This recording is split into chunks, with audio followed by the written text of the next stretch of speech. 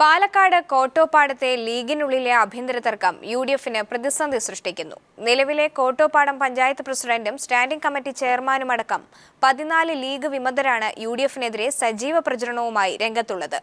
അച്ചടക്ക നടപടി വകവയ്ക്കാതെ ബ്ലോക്ക് പഞ്ചായത്ത്, ജില്ലാ പഞ്ചായത്ത് ഡിവിഷനിലേക്കും വിമതർ മത്സരിക്കുന്നുണ്ട്. 20 വർഷമായി കോട്ടോപ്പാടത്ത് മുസ്ലിം ലീഗിൽ തുടരുന്ന തർക്കം പൊട്ടിത്തെറിയിലാണ് ഇത്തവണ കലാശിച്ചത്. നിലവിലെ വനിതാ പഞ്ചായത്ത് പ്രസിഡന്റ് അസ്മാബി, മുൻ പ്രസിഡന്റും നിലവിലെ സ്റ്റാൻഡിംഗ് കമ്മിറ്റി ചെയർമാനുമായ കല്ലടി അബൂബക്കർ തുടങ്ങി വലിയൊരു വിഭാഗം നേതാക്കളും പ്രവർത്തകരും ജനകീയ മുന്നണി എന്ന പേരിലാണ് മത്സരിക്കുന്നത്.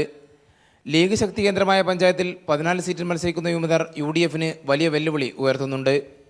ലീഗ് ജില്ലാ നേതൃത്വത്തിൻ്റെ ഏകപക്ഷീയ നിലപാടുകൾക്കെതിരെയാണ് പോരാട്ടമെന്ന് STU സംസ്ഥാന ജോയിന്റ് സെക്രട്ടറി കൂടിയായ കല്ലടി അബൂബക്കർ വ്യക്തമാക്കി.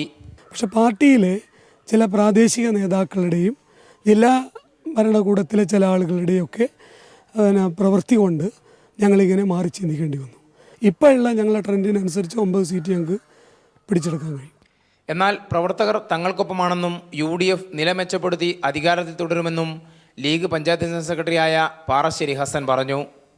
മുസ്ലിം ലീഗ് പാർട്ടിക്കോ UDF മുന്നണിക്കോ യാതൊരു തര ഭീഷണിയും പഞ്ചായത്തിലുള്ള ഇപ്പോഴുള്ള 15 സീറ്റും അത് 16 അങ്ങോട്ടാവും, അല്ലാതെ 15 ഇങ്ങോട്ടാവില്ല. പാലക്കാട് ജില്ലയുടെ ചരിത്രത്തിൽ ആദ്യമായാണ് ലീഗിൽ ഇത്തരമൊരു വിമത നീക്കം നടക്കുന്നതും 12 പേർക്കെതിരെ അച്ചടക്ക നടപടി സ്വീകരിച്ചതും. UDFിനെ അലട്ടുന്ന വിമത ലീഗ് സാന്നിധ്യം അനുകൂലമാകുമെന്ന പ്രതീക്ഷയിലാണ് കോട്ടോപ്പാടത്തെ LDF.